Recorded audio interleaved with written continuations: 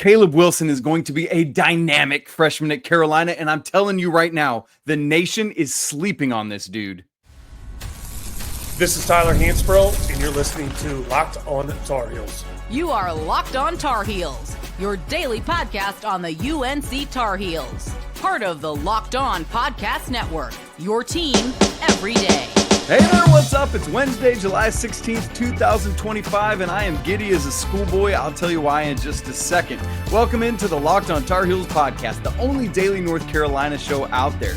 I'm your host, Isaac Schade. You're joining me at the place to get your Tar Heels content every single day. It's all part of the Locked On Podcast Network. Thank you so much for making us your first listener watch to get your Wednesday going the right way. This episode is brought to you by FanDuel. Right now, new customers can get $150 in bonus bets if your first $5 bet at FanDuel wins. Want to send a special shout out to the everydayers joining us, all the members of the Locked On Tar Heels Discord and the Locked On Tar Heels Insiders. So glad every one of you are here. We want you with us all summer long as well. Join us in the Discord or the Insiders. Those links are in the show notes.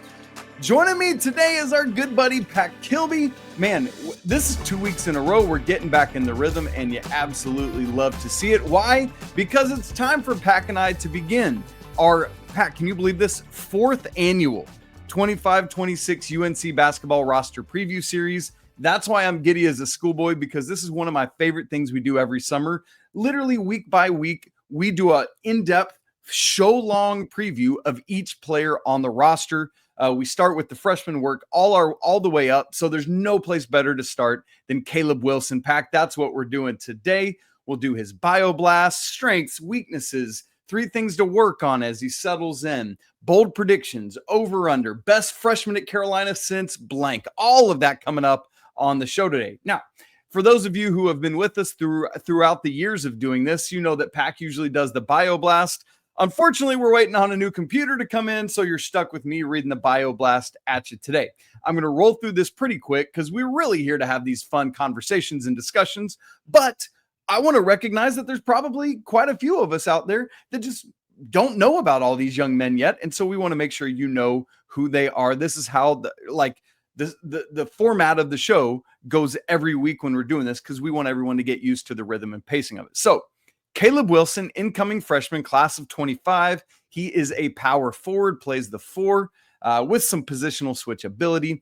Jersey number, Carolina yet hasn't officially released the roster or jersey numbers. Hello, we're waiting on Luka. But Caleb last week put up a picture on his social media of his locker, so we know he's number 8. From my stomping grounds of Atlanta, Georgia, he went to Holy Innocents Episcopal School on the north side of Atlanta. At AAU, most recently anyway, played for Knight Riders with a A at the end of that. That's right. Along with, by the way, the Boozer twins were on that team. They won Peach Jam last year. He is listed at 6'9", 205 on 247. Again, we don't have the official Carolina roster yet, so we're rocking with that for now. He is a 5-star consensus Pac, 5th in this class. He's 5th at ESPN. He's 5th at Rivals/On3. Remember, they've combined now, so we don't have 4 services anymore. And 247 is the lowest on him at 8. So, Pac, great stuff there. A couple accolades. He's a McDonald's All-American. He was Mr. Georgia last year for basketball and was a state champion last year as well. Date of commitment. It was January 24th, technically, of this year. It was supposed to be the 23rd. He was announcing on TNT after the Celtics-Lakers game, and boy, did that thing go long, so it switched into the next day. He chose Carolina over Kentucky and Ohio State, but in the end, it was really just Carolina over Kentucky. Pac, this is one of our favorite moments of these bioblasts. You ready for the Twitter handles? And then I want you to rate it on how good it is. This has just become one of our favorite parts. Good news. At Twitter, he is just Caleb Wilson 2025. We can handle that. I'll let you think on that one. At Instagram, he is at c.dub with 3 B's. So, Pac, and his profile picture on Instagram, by the way, is some sort of wrestler. So I need your official Pac Kilby rating of Caleb Wilson's social media handles. The Twitter, I'll give that an 8. You know, that's pretty simple. Instagram, that's a little bit tricky, especially with throwing the curveball with the wrestler as the profile pic. So I'll give that like a 5.5. 5 out of 10. Is that Yeah. where we're going? Yeah. Man, that's generous. I was going to be like a 2 or a 3 on it. I guess there is I like it because it's got the C dub at least. So there is some nod to his actual name. So I can give you the 5.5, but I'm with you. The Twitter handle, man, it's like, no doubt that's who that is. So really, really good stuff. Pac, there's the bioblast. Here's my question to you to start this thing, because this is what it's all about, is these fun conversations. Why, in your opinion, with Caleb Wilson being the consensus 5th ranked player in this class, it feels like nobody's talking about him outside of Carolina circles? Why is America sleeping on Caleb Wilson? Well, I think there's 2 key factors in this. It's hard to say someone's been slept on when they're ranked 5th in the nation, right? But in a lot of ways, it does feel like he's kind of flying under the radar. And I think, number one, because there's a guy named AJ Dabansa that's pretty darn good, and a lot of people have been talking about him, and he's eating up a lot of attention. And the other thing is his last name's not Boozer, and those guys have been eating up a lot of attention. And so when you think about that class, I think that's what most people probably gravitate towards, is the Boozer twins, AJ Dabansa, and that's what a lot of the conversation has been. Meanwhile, and I'm okay with it. I mean, obviously, I want him to get his flowers, but Caleb Wilson's just kind of flying under the radar, and I think he's going to put a lot of people on notice whenever they see him play on the national stage in a North Carolina uniform. We know obviously what he can do, but once the nation sees what he can do, that narrative is going to start to change. Man, that's so well said, Pac. I agree with you, everything you said. I'll add one more name into that mix, is Darren Peterson at Kansas, who was actually usurped AJ Dabansa at a couple of the recruiting sites for number 1 in this class.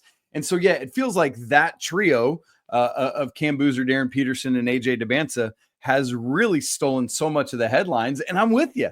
While it's like, good, keep sleeping on not only the Tar Heels as an entire entity, but on Caleb Wilson. Like, let's not let everybody know about him, and let's catch people by surprise, Pac. I think that makes a ton of sense with where it needs to be. Obviously, we're going to do a lot of breakdown, a lot of talking about his game and who he is and what he can do. But excuse me, what do you like? I just don't understand, like, how somebody of his capacity, being 5th, as you said, it's hard to sleep on somebody like that. But like, how long into the season do you think it is before he starts getting mentioned in the same breath with those other guys you talked about? Well, I think it probably is going to depend on how quickly he adjusts to the college game.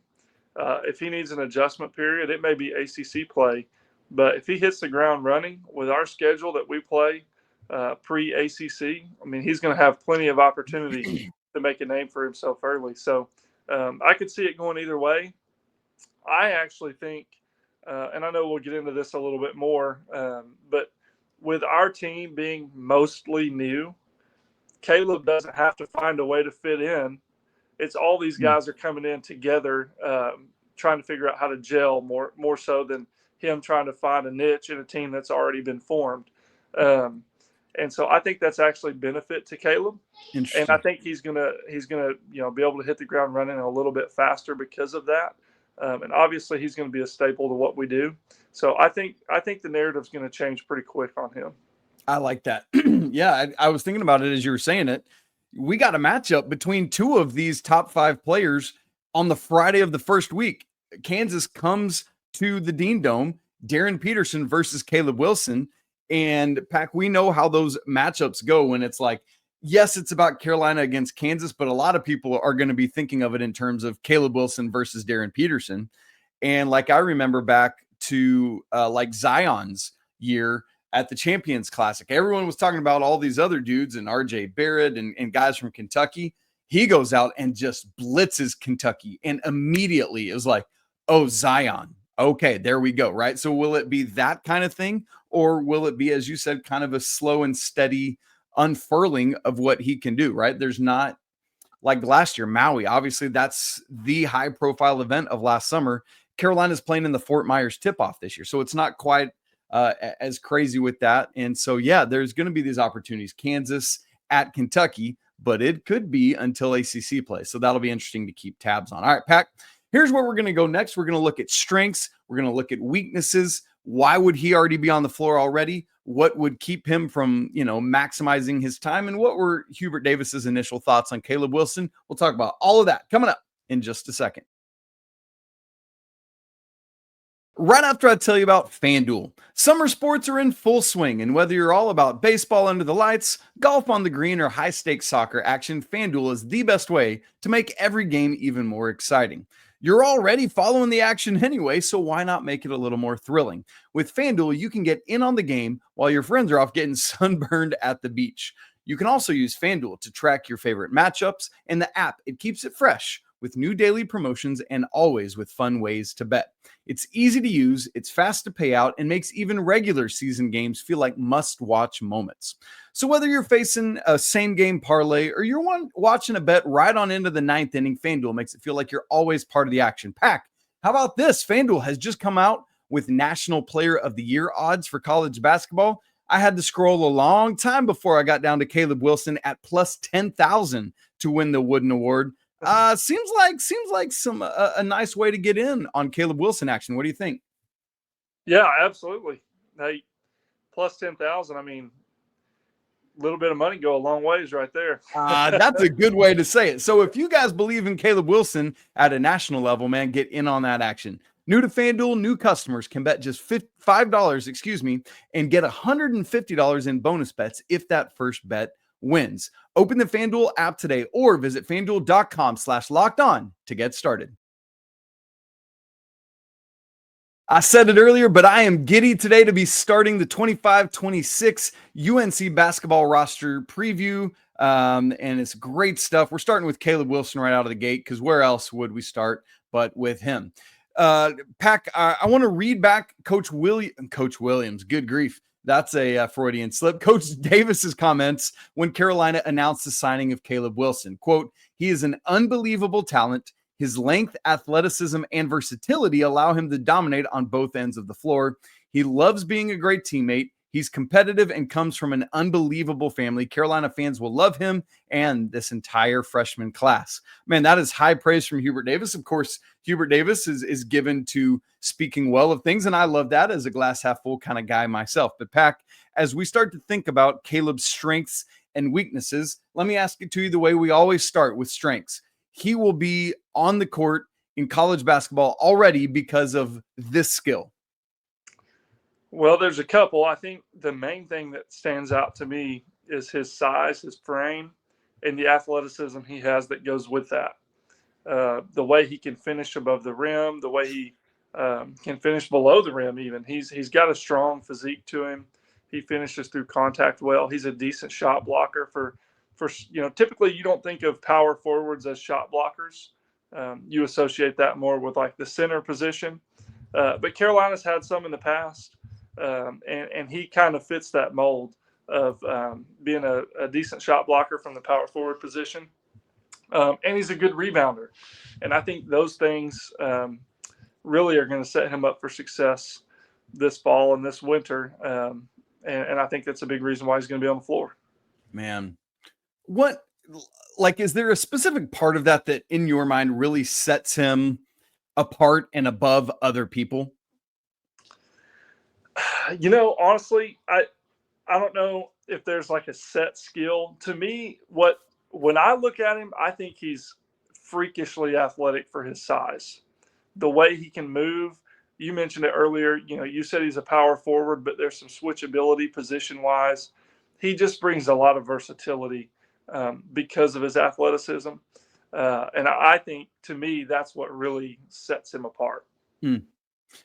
Another part of it for me, Pac, that I'll add in is we've already begun to see glimpses of his personality. And I know so often when we have these conversations, it's almost completely about on-court basketball skill. But there's something in a team setting, in a team dynamic, where the person you are, the way you interact with your coaches, teammates, opponents, refs, fans, all of that matters in a big way.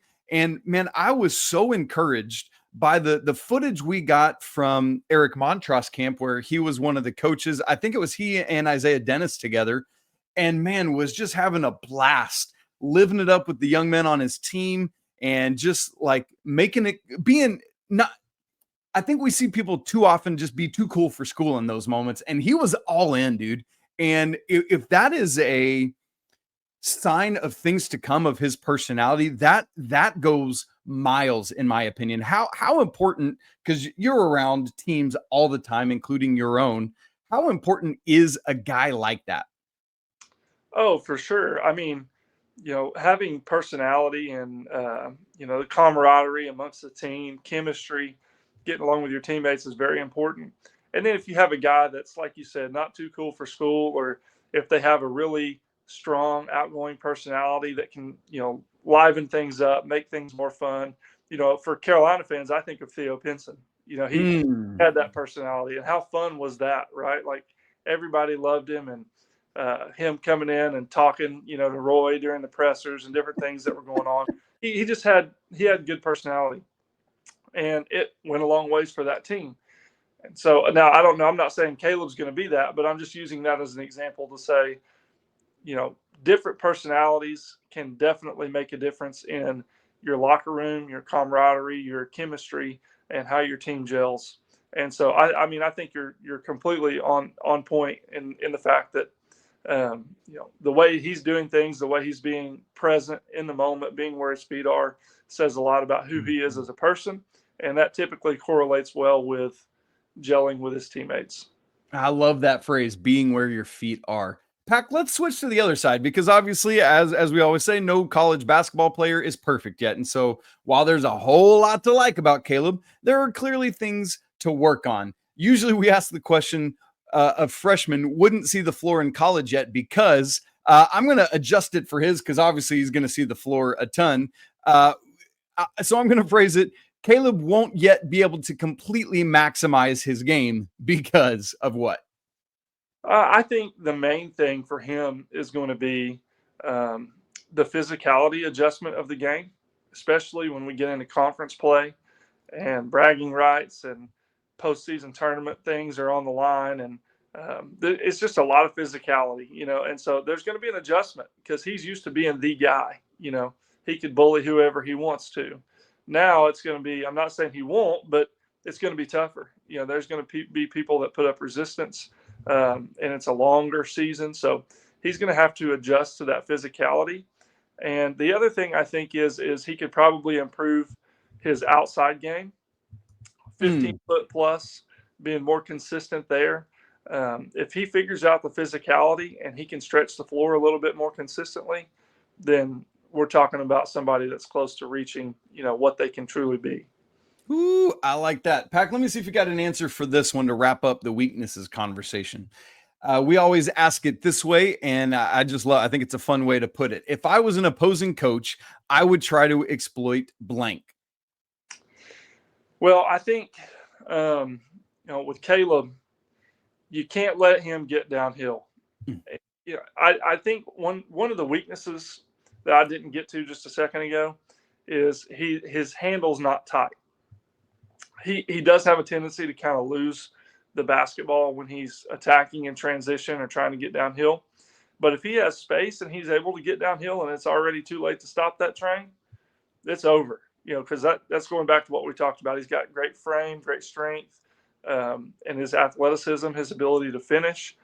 So I think the main thing for opponents will probably be get up in him, make him put the ball on the floor against pressure. Don't let him build a head of steam going downhill, and don't let him catch it too close to the rim. Try to make him play from the perimeter more, but without comfort. So I think that's what opponents will probably do. Now, like you said, like we've already talked about, that's only going to go so far. This dude is a really good player. So we can talk about weaknesses, but there's not a whole lot there. I mean, the dude can play. So yeah. In fact, you used the word try to get in front of him, try to keep him out on the perimeter, all that stuff. So we'll see how successful other teams can be with that this season. All right, we're going to wrap the show coming up in just a little bit. One of the things we'll always talk about in segment 3, 3 things for the player to work on this summer, bold predictions, and we'll always do an over under with a stat. All of that coming up to wrap the show in just a minute.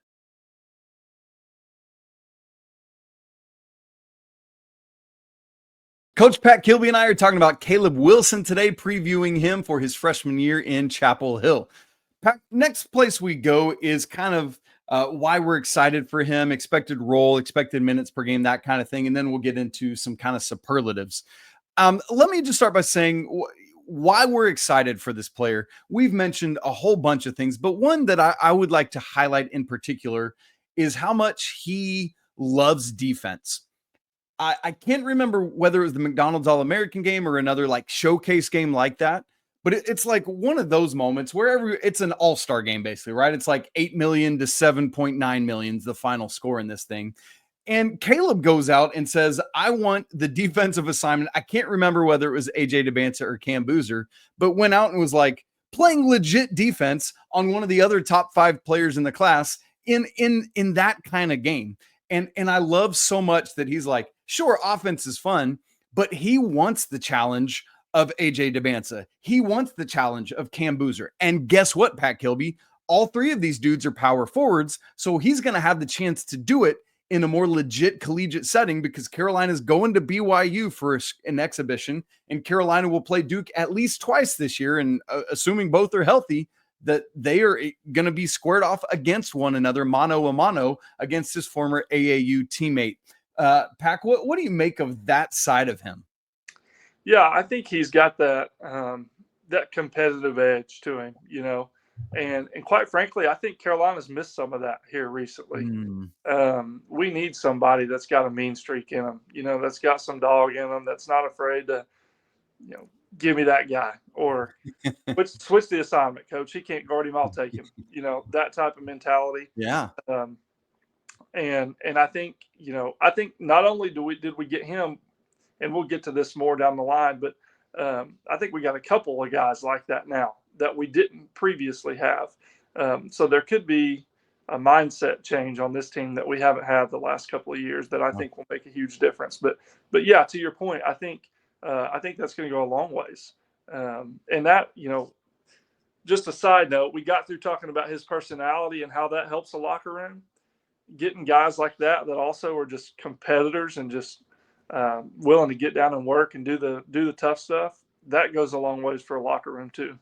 Man, that's a good word. And it's unique and interesting to see that. Like, I feel like Harrison Ingram had a lot of that of like, gregarious, loves people, but man, don't mess with him in the game, right? Like it's like that kind of mentality that we love to see. Pac, let's talk about role and minutes. What is your expected role for Caleb Wilson on this team? And what's your guess for his average minutes per game? As far as role goes, I would be shocked if it was anything less than starting power forward. As far as minutes per game, I would guess right at 30, maybe high 20s, low 30s, somewhere in there. I don't see it being much different than that. Yeah, that would seem to make sense because on a team with less talent or less pieces or depth, I think he might have to play more. But I think as we talked about with RJ ahead of last year, the closer you can get to 30 than 35 is a good thing ultimately for Caleb. And so I'm right with you on that. How do you see, you know, in addition to that, kind of his fit with the roster around him? Like, does Caleb's skill set work hand in hand with some of the other players that he will be playing with? Yeah, I think so. I think kind of maybe one of the undervalued parts to Caleb's game is that he's a great passer. And we haven't really spent much time talking about that. But where I was going with that is I think this team has just a wide variety of things that they could do well. You know, when you look at Veesaar, he kind of brings that post-up presence around the rim and the height and the size that we've been looking for. And Caleb can complement that well because of his ability to pass. And, you know, when I think about that, I think of like, remember how Brady Manick and Armando Bacot used to find each other and play off of each other? Yep. I think something similar. Yep. But I also think because of his ability to pass and his ability to create advantages for the offense, that he's going to be able to find some of those guys that can shoot from the perimeter. And so long story short, I think he's going to fit really well. And then when you look at the defensive side, you know, we've already talked about his athleticism, his switchability, his competitive desire. Those things make him a perfect fit for that. So I think he's going to fit really well. And I also think, too, like I mentioned before, with pretty much everyone on this team being new except for a couple players, these guys are going to come in. They're not necessarily looking to find a little niche. Where can I fit in with this team? I know they've already got the core, but where do I fit? No, these guys are coming in new together. They're just trying to figure out how to play together, how to gel. And I think that's going to set everybody up for success. Pac, we've got 3 more things we want to hit as we wrap the show here. And these are fun segments that will be part of every one of these roster preview shows. First off, as Caleb Wilson comes in, what are 3 things to work on as he settles in to Chapel Hill and to this team?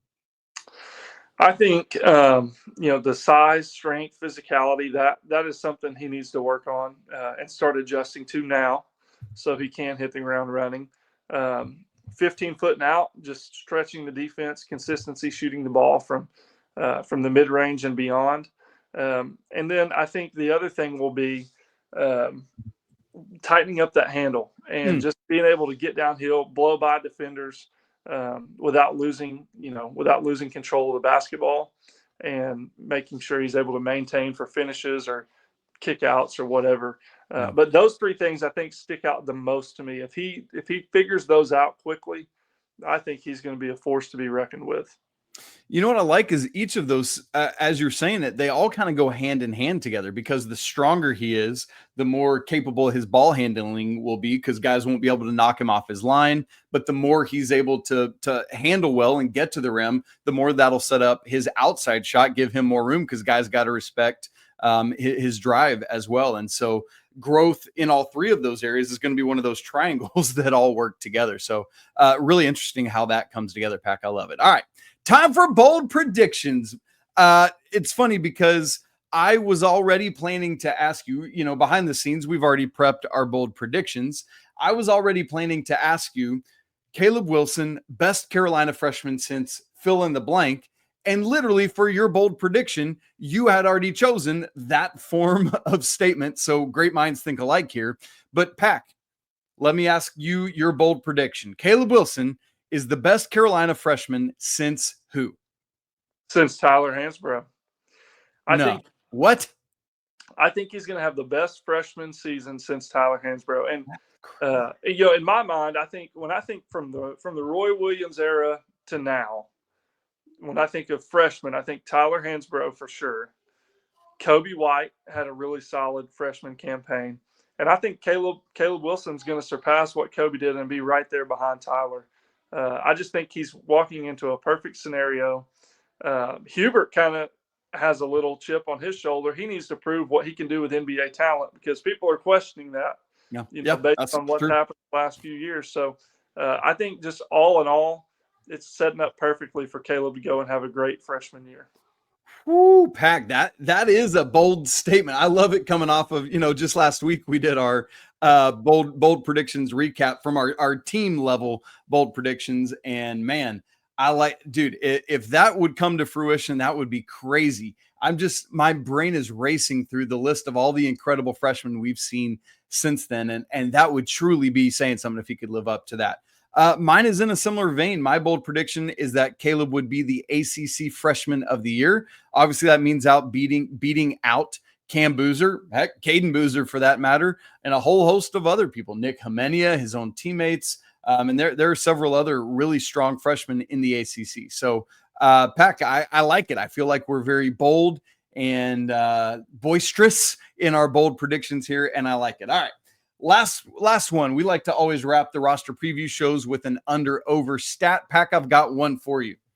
Caleb Wilson is known for his all-around game, not necessarily known as a walking bucket, but man, he can get buckets when he needs to. So my over-under for you is Caleb Wilson, how many 20-point games this season? I'm going to set that over-under at 7.5.